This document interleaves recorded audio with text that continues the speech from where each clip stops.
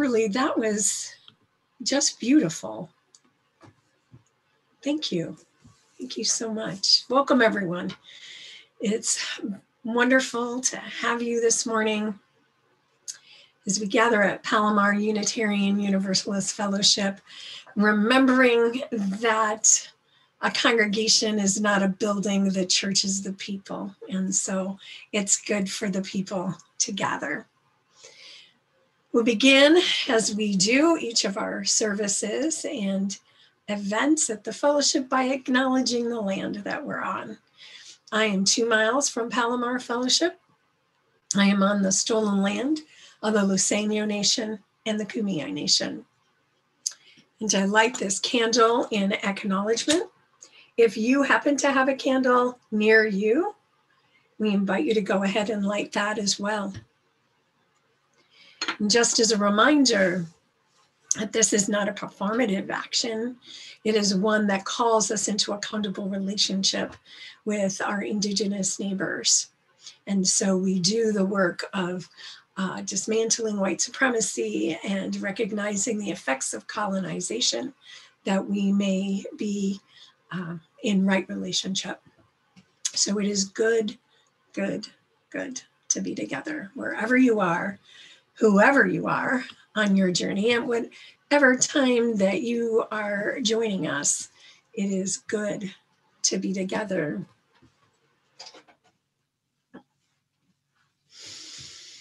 I invite you to take a breath with me as I invite the bell. We ring the bell 3 times. Once for those who've gone before, once for those who are with us now, and once for those who will follow.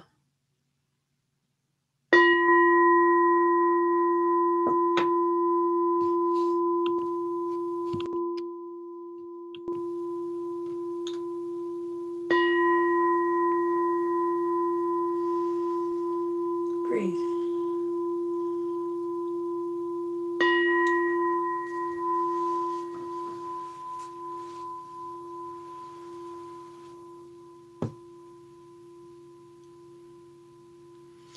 We create a sanctuary for those seeking their own answers to questions of faith. We create a sanctuary for voices lifted up for peace and justice. We create a sanctuary for those seeking companionship in their struggles and their journeys. I'm going to call us into worship this morning and do our chalice lighting with words by Reverend Sam Trumbaugh.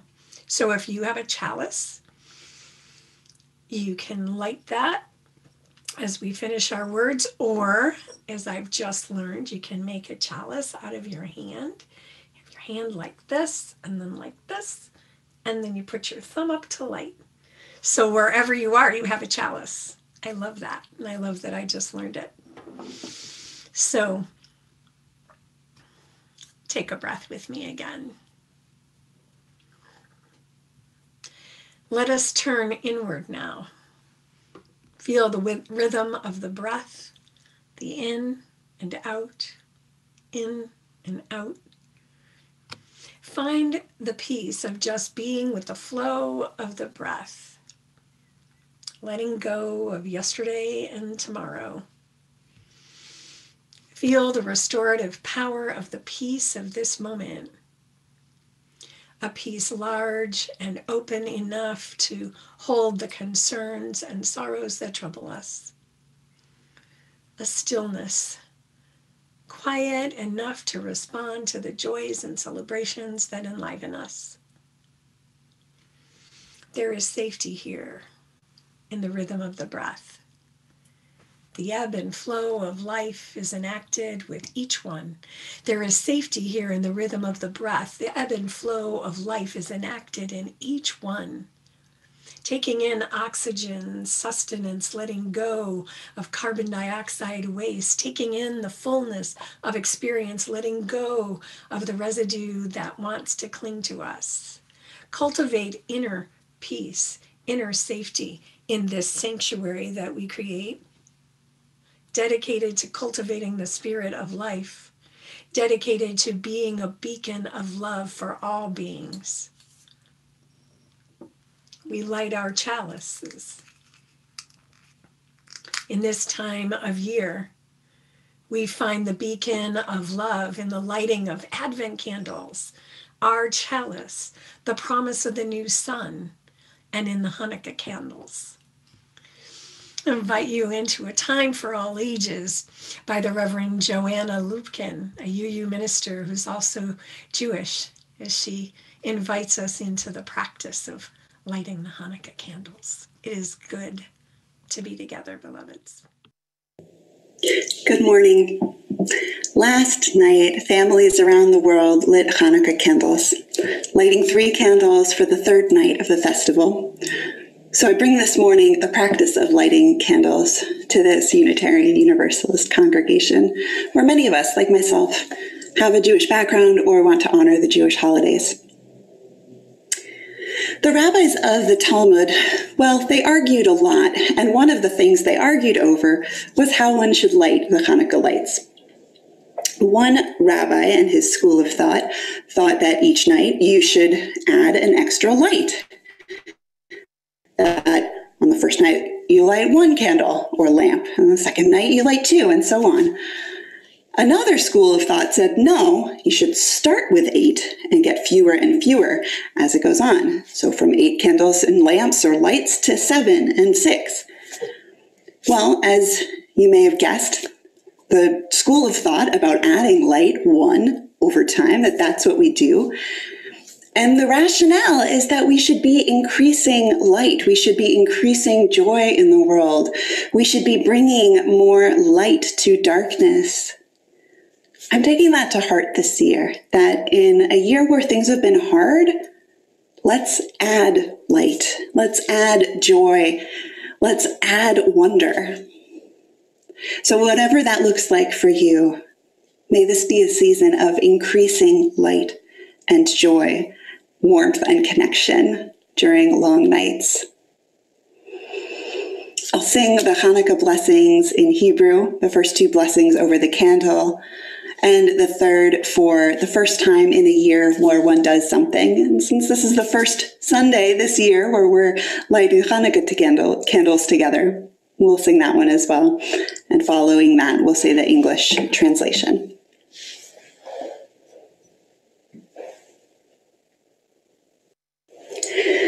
Baruch atah Adonai, Eloheinu melech haolam, asher kiddushanu b'mitzvotav, v'tzivanu le'adlik ner shel Chanukah.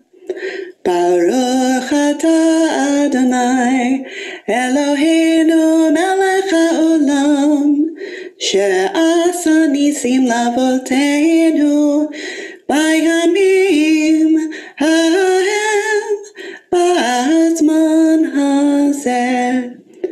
Baruch atah Adonai, Eloheinu melech haolam, she'echianu v'kimanu v'higianu lazman hazeh.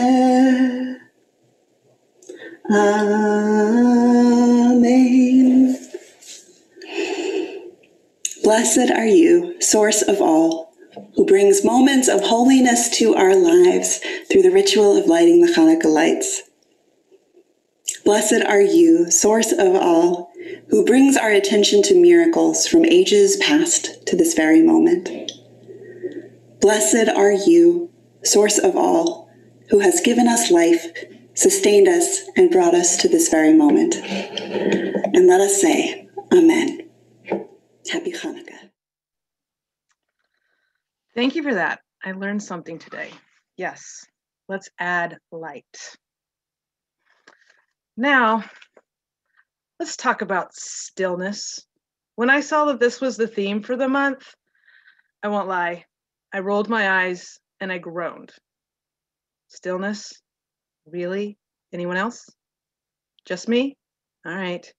Who the heck has time to be still, especially this time of year, even in this pandemic time? Maybe because especially of this pandemic time. The idea of being still is a hard concept for me to wrap my head around. The day is a time of work and getting things done. The evening is gathering family and spending time together. And the night is about preparing for the next day.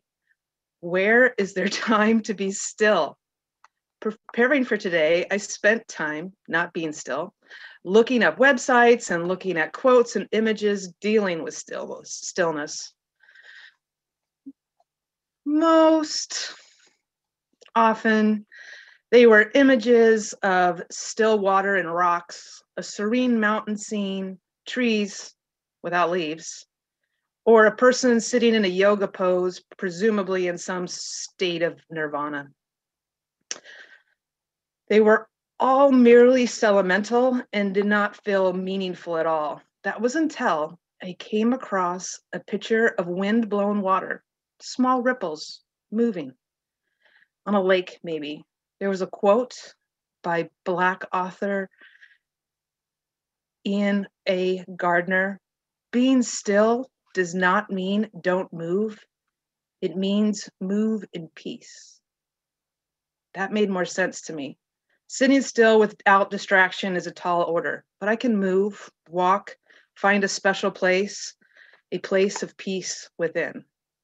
Doesn't happen very often, and it doesn't happen when I'm looking for it, at least not yet.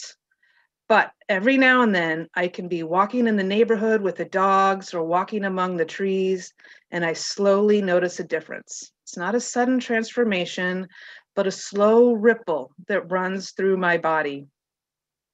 A sensation that is both warm and cool. At this point, I usually only notice as the piece is lifting and the warm, cool wave is dissipating and life is coming back, making the waves feel harder. This is my stillness right now, movement, finding peace with myself and my environment. One day, maybe, I will be able to call on that stillness while moving and feel it at will. Feel the peace that comes with it. I won't chase it though. I don't know much, but I know that I can't chase stillness and the peace. I can take steps to invite it in, but I can't have expectations of it. For now, I will continue to walk in the neighborhood with the dogs and among the trees. When I notice the stillness and feel the peace, I will smile and recognize it for what it is, a moment of time. I can't cling to it or chase it, but it's an experience that is unique to me and something I can look back on when the chaos and uncertainty of life surrounds me. The stillness and peace are waiting for me. All I need to do is move and be ready for it. It will find me. So here at this moment, let's take some time to be together in our congregational covenant, a time where we speak words aloud together, words we crafted in a way to be together, in stillness and in action. In mutual love and grace, we journey together grounded by profound respect for a diversity of beliefs and ideas, sustained by service and shared ministry, enriched through collective spiritual deepening and a safe environment for all generations to thrive. Join me in our covenant words. Together, we are more than we would ever be alone. Therefore, we promise to practice radical hospitality, mindful communication, and active stewardship. Thus do we covenant with each other. As a quick reminder here, if you have not been able to do so, if you are able to grab a cup or a bowl of water for something we will be doing a little bit later with Reverend Beth, I highly recommend you do that if you are able. We gather each week to affirm this community. Part of this affirmation is acknowledging that we share with one another our time, our talents, and our resources. We live our values by sharing half of the undesignated collection with a nonprofit local organization. This quarter, the plate share goes to Camp de Venable Pines. If you are currently in a position to give or continue making your pledge payments, there are several ways to do that, even in the midst of shelter in place. You can write a check and mail it to the office, or check with our office administrator to find out how to set up auto payments or pay through our database. Or it is very easy to donate through text to give. See the instructions on screen on how to do that.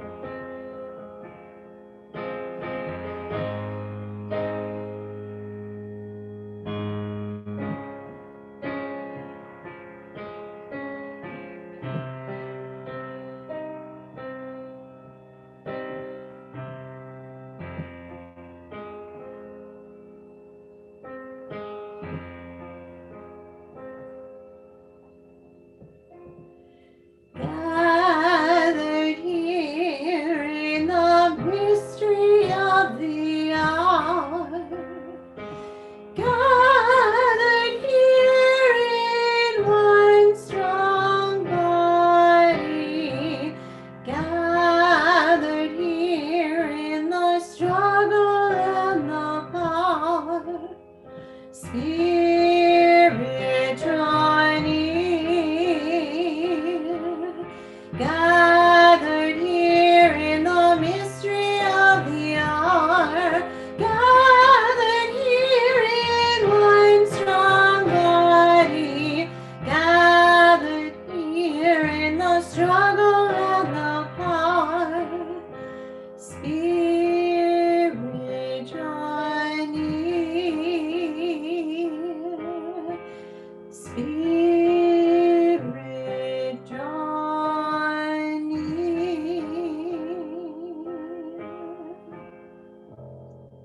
Let the Spirit draw near. Let the Spirit draw near to us, where we are, collectively. Beloveds, I invite you to breathe with me again. And thank you, Christina, for that beautiful reflection, reminding us that we can have peace in movement and stillness as an invitation. So I invite you into that place of knowing, breathing into that place in your body that is your center. As we gather here in the mystery of this hour, every hour is a mystery. Every hour provides mystery. Every hour provides opportunity for us to be fully with what is. And so in this time, I invite us to acknowledge what it is that we bring with us today, our joys and our sorrows. If you have a joy or a sorrow, I invite you to go ahead and just put that into the chat as we are sharing in the struggle and the power together. Invite the spirit of life and love to be with us in our joys and sorrows. We hold in our hearts those who are suffering with COVID, those who have lost loved ones. We hold in our hearts those who are lost or lonely or afraid. We hold in our hearts all who are worried. We hold in our hearts this beautiful world We hold in our hearts Sam as she is recovering from surgery, Kimberly's aunt and uncle and cousin who have COVID. There's the joy of gathering with friends for socially distanced latkes. Santa visited a member. Could recognize who they were even with masks. We're holding thoughts for Mickey. Health since last Sunday for Linda. We'll hold Megan as she is moving toward a new chapter in life. We're holding grief for those who are separated and in discomfort. Holding my brother-in-law, Joe. Holding the loss of a dear friend.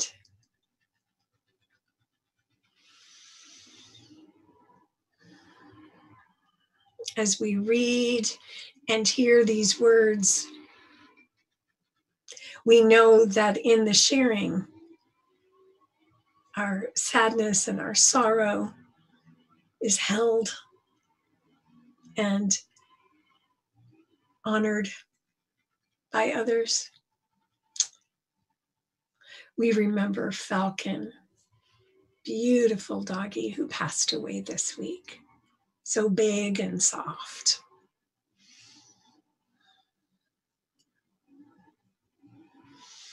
Beloveds, we come to this life with those joys and sorrows. And we know that we are not alone. For a young friend who will be having brain surgery in January, I invite you to breathe with me and holding all that's been written, all that you've heard.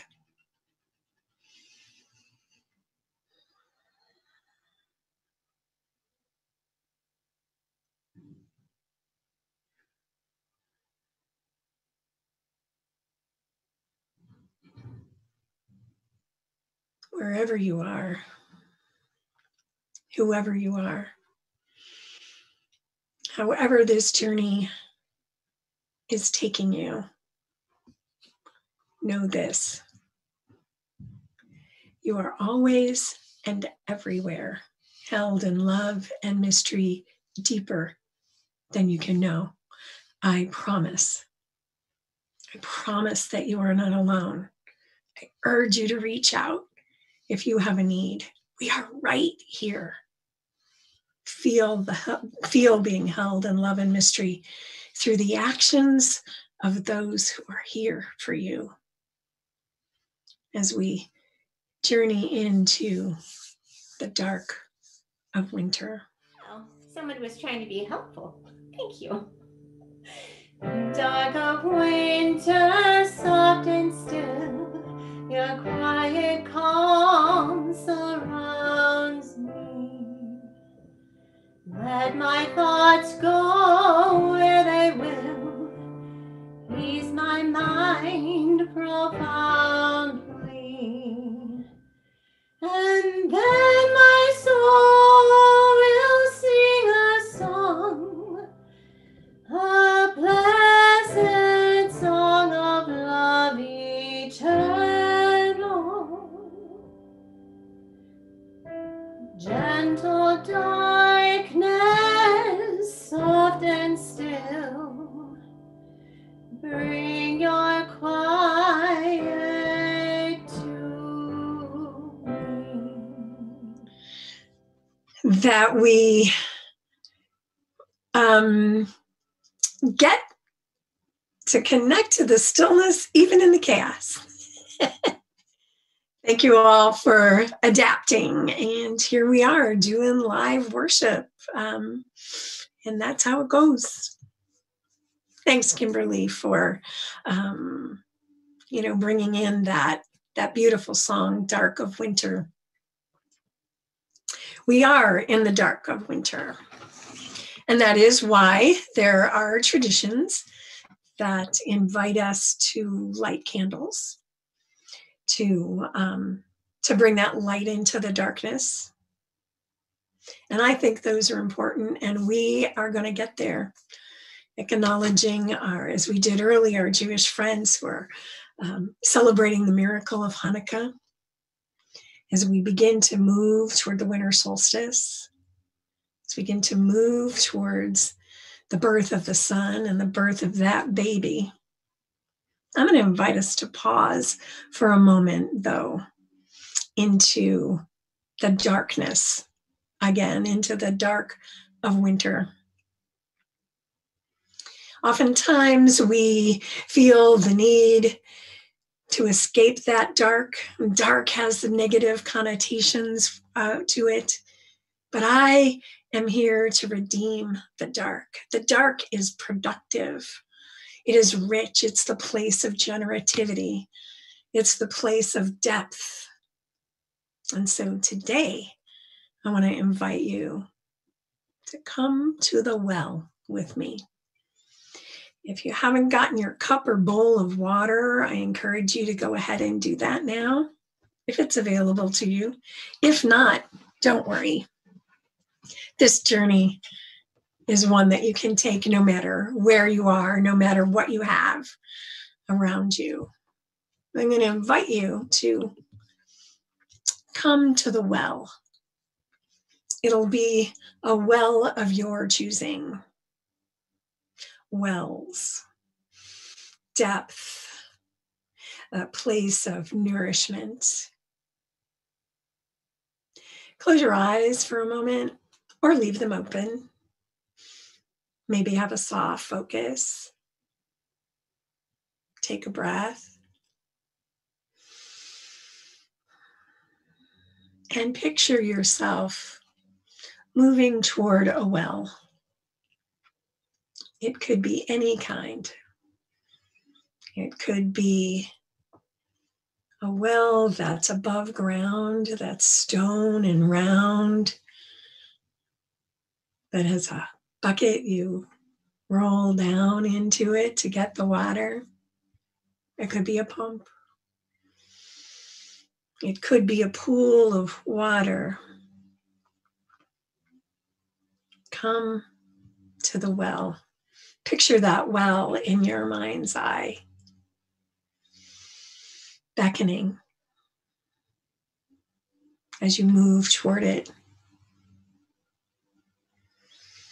Coming to the well and naming the thirst that you might have in this time.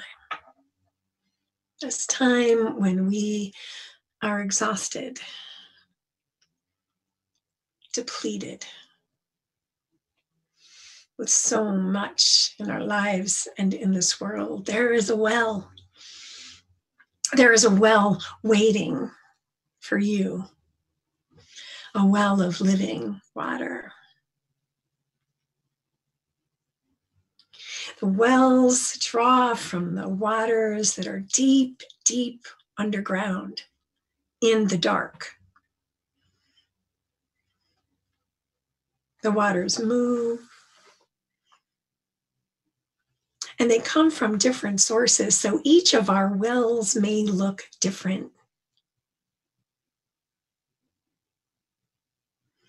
How often do you need to make this trip to the well? Are there others with you? Or are you coming to the well on your own? Feel what it feels like to come up to this well as you've approached it with all that you've brought.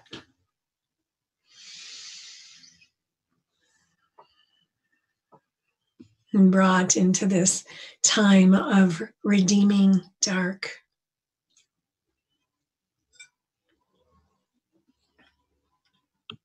Rest for a moment at the well, not drinking yet,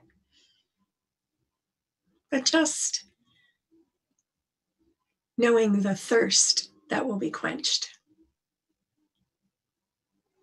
the restoration that is yours. Bring it all. Bring it all to the well.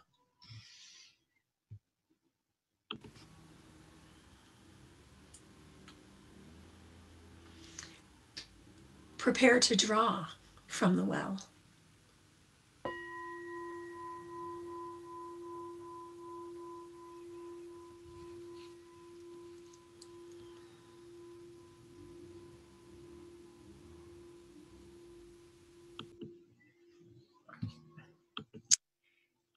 Come to the well. And what is it that the well holds for you? Possibility, hope, depth. The intensity of the darkness that envelops us like velvet. We come to these wells with anticipation and with promise and with intention. See yourself at the well. What helps you access the water, the gifts of your faith?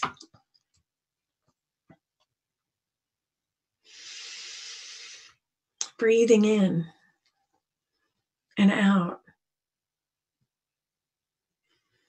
Knowing that the waters beneath the surface have come and bubbled up, bringing the gifts that are there for you in these times of thirst. And you will begin to prepare to drink from this well.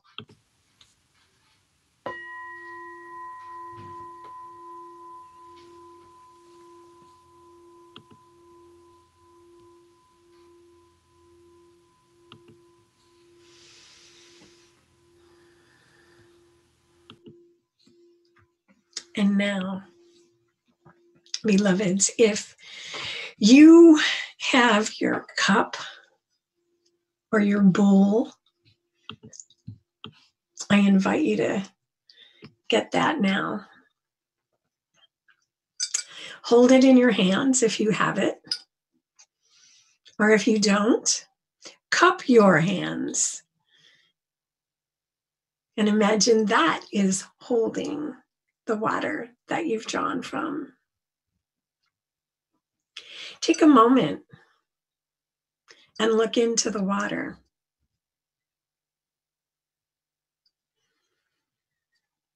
What does it hold for you? Restoration, rest, nourishment, ease. Where does this water flow into you? How does it flow into you, filling you with peace, hope?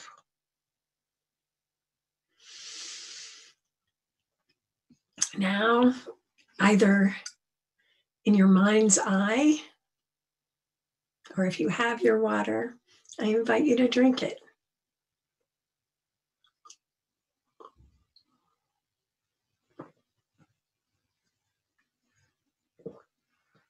Feel the water as it goes down your throat, or imagine it going down through your throat, mingling with the waters of our bodies. Know that this well is available to you at any time. And as we drink, drink again. Gulp if you need to. You don't have to sip this water, y'all. Sometimes we come to the well so thirsty that we have to gulp it. And yes, if it dribbles down, that's okay. Take the water in. Doesn't have to be a delicate drinking. Quench that thirst. The water, the living water of love and of life and of this earth is here to quench the thirst that we have for connection, for love, for justice.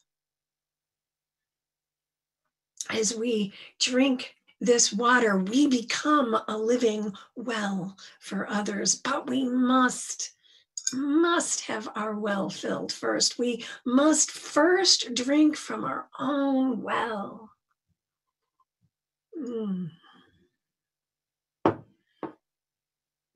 We're grateful, those of us that have water, that we are able to have water to drink. And for those who don't, Flint still doesn't have clean drinking water.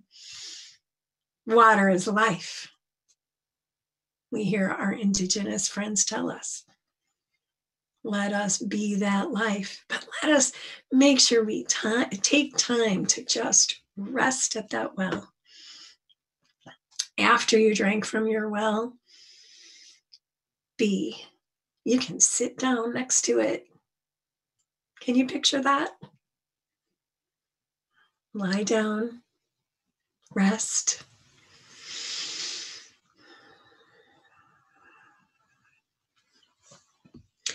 In the days to come, I encourage you to go to the well as often as you need. The well is there. The spirit of love, the spirit of life that flows through us like water. We are coming toward the darkest night. The light will come, but I invite us to continue to rest in the dark for this time, to enter into a different relationship with this dark time, to go to the well as you need to take time to slow down, to be still as you can, even as you are moving. Maybe turn off the car radio, be with silence, pay attention to how you feel. Simply notice whatever. Take breaks unapologetically. Know that it is an act of love and nurturance for yourself. Have dinner by candlelight, even if you're by yourself or with the whole family. Try this. Try not to turn on the lights for a day. Use candles when it gets dark. Can you imagine? Not that we can return to some bygone era where we rose with the sun and went to sleep with the sunset, but maybe try it. Notice your dreams. This is a time of dreaming. What is your unconscious saying to you? Be gentle with yourself, compassionate with others. Be mindful of the pace that you keep. It is okay to slow down, to look up at the sky, to listen to birds, to look at those magnificent sunsets that we've been having here and wherever you are. I know we've got folks who may not be right here in San Diego County. Wherever you are, look up. Look up at the night sky and be enveloped by black velvet. Try not talking for a day. Oh, can you imagine that? No, I'm seeing my no.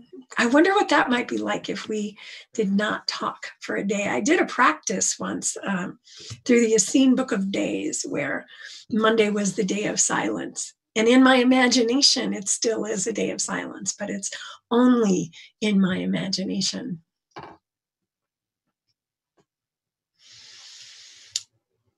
Write a poem, walk outdoors, allow the earth to nurture you. And if walking is not available to you, can you sit in a sunny window? Choose to enter the depths of the well. We drink from the well, but we also enter those depths, the luminous darkness. Embrace the dark and let that dark and stillness embrace and teach you. Know that you are of infinite value, just as you are. May you be renewed in tranquility and wisdom.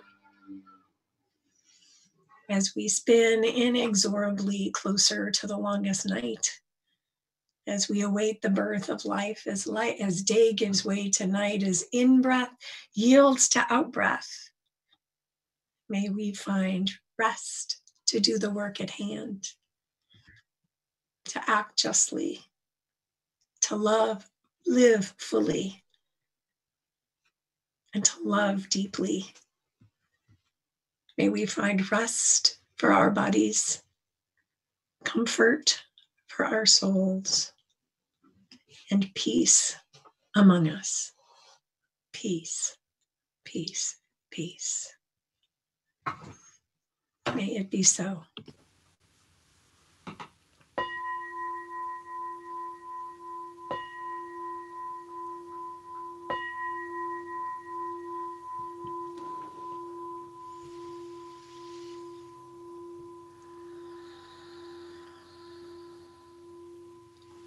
I invite you to join me in our chalice extinguishing words. Although we extinguish this flame, we carry in our hearts the light of truth, the warmth of community, and the fire of commitment until we are together again.